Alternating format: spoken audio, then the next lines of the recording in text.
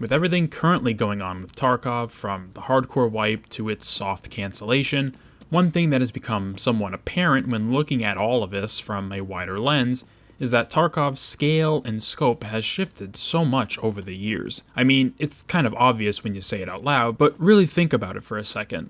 This game went from a small niche title that was specifically being created for players who enjoy a much more hands-off, immersive approach to a first-person shooter, skipping over many of the conventional measures we are accustomed to from annual franchises and other titles. But Tarkov was willingly going against the grain in terms of gameplay, expectations, and scope. It wasn't trying to be the biggest, but something true to itself and to those that played and experienced the game from start to finish.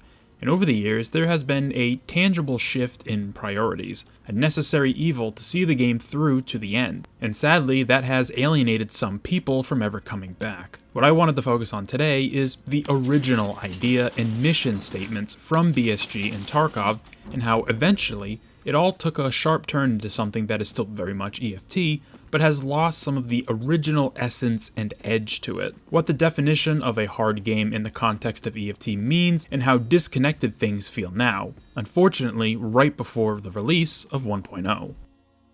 Tarkov has always been a difficult game, and that was intentional. BSG wanted to really show up other companies who handhold their players and make the experience as easy to jump into as possible. Tons of UI elements to keep you informed at all times, a simple and linear progression line that you can tangibly see and actively work towards, and an overall simplified experience that feels more like a small-scale deathmatch more than anything else. EFT goes out of its way to throw most of that out of the window. Your UI elements are limited but critical to your success, so pay attention to them. There's no map, no way to tell friend from foe, and no quick glancing at how much more ammunition your current magazine has. Everything feels so strange and obtuse, and it's clearly all done by design. It all serves a purpose, to get you immersed in the experience you're playing, and to make you think critically and carefully about every decision you make. Sure, we can poo-poo the actual execution and how flawed it is on some different elements across the game, but what we can't do is say that it was done without at least some reason. Any reason as to why certain things are the way they are. Someone at BSG has the answers to these kinds of questions. It may not be Nikita, but somebody does. The whole point of all the difficulty being thrown at you right from the start was to establish very early on that Tarkov is not like other shooter games out there. It's going to test your ability to think and react quickly and on the fly.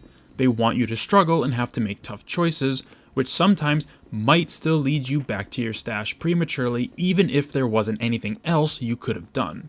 This game was never trying to be fair to the player, because Tarkov wouldn't be fair to anyone in it in real life. The game's lore and current circumstances would bring out the worst in people, which is why it feels so isolating and overwhelming. And for many years, the game's tone and atmosphere reflected that mentality from what BSG wanted as well. It was different from what it is now, almost darker in a way, not in the sense of light sources, but how much more defeated it all felt. Like, no matter what you do, you're just stuck in Tarkov, and you just need to make do with what you have. But as the years went on, and more mechanics, locations, and the general popularity of the game grew, so too did a shift in many aspects veterans of the games who came to know and love were slowly being phased out, for better or worse.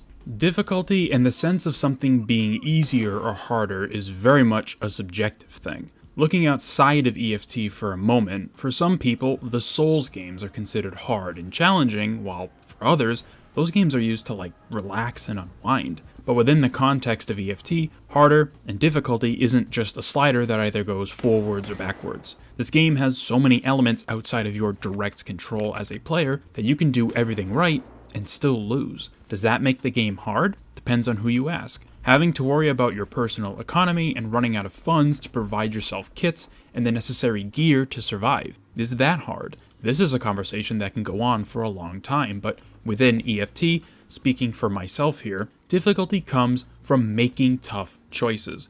Whether in raid or not, the need for sacrifice and being okay with losing items in some way, shape, or form is important. The idea of loss is what initially hooks players into the game. knowing you can find this crazy, juiced out kit from another player and at any point could lose it all in an instant. You can't ever fully relax in Tarkov. You need your head on a swivel and to always expect the unexpected, because the second you let your guard down, that's when your screen's gonna fade to black. Quests can be difficult for some. A Shooter Born in Heaven was a notorious one for years before they changed the parameters around to make it much different than its original version. Harder is a tough word to attach to this game in a singular definition, because the game has so many layers. There isn't just a difficulty you can choose before you enter a raid. There's no modifiers you can add or remove to tailor the game to what you feel like experiencing. The game is the way it is. You either pick it up, adapt, and learn to it, or struggle to get out of raids and put it down most likely for good. Either way, the idea of challenge has been shifting for years now, and with the hardcore wipe, it all came to a head within the last month or so. The reality of Tarkov is that it's gotten bigger, much bigger than I think most of us thought it would ever get.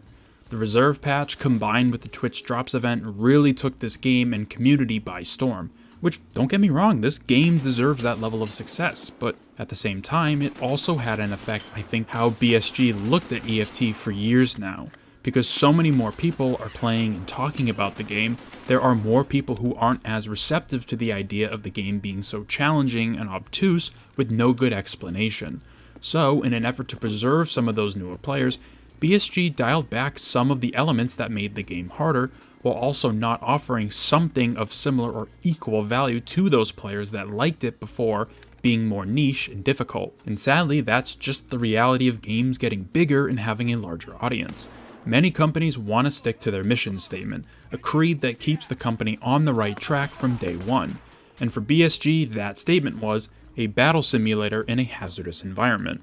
And while I'm sure people will immediately clamp on that notion that this statement makes no mention of difficulty or obtuse game design, on their own official website, describing elements of what makes Tarkov interesting and worthy of a purchase, it reads, "The winner is not the one who shoots better, but the one who lives in the world of Tarkov, understands the intricacies, and has a strategic advantage."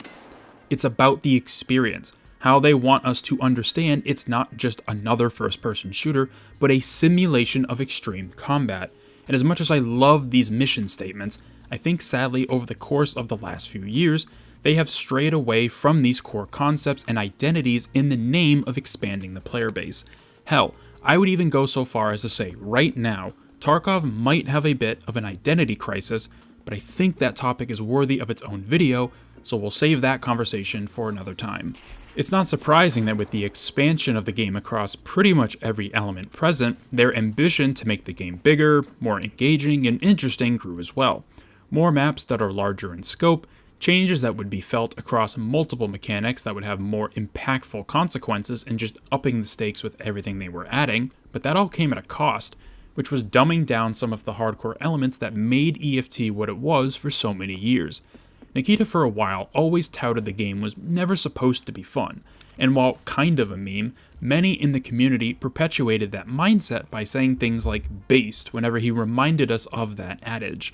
And while he is technically right, people found their version of fun within Tarkov whether he wanted us to or not. So, in a weird way, we as a community and a whole gave some vindication for Nikita to make these kinds of changes because he was doing not only what he wanted, but what he thought the community wanted as well. It's just a shame that things kind of got out of hand, especially recently with hardcore and now being so close to the release date. They wanted to mess around, which is totally fine. The problem is, they should have been testing this kind of stuff for years in small doses so we can give them feedback and a better idea as to handle something as game-changing as a hardcore wipe. But their ideas about where to take the game took priority and grew wildly. Not to say being ambitious is a bad thing. BSG has shown that in some circumstances, they can deliver on ideas that are interesting and fun.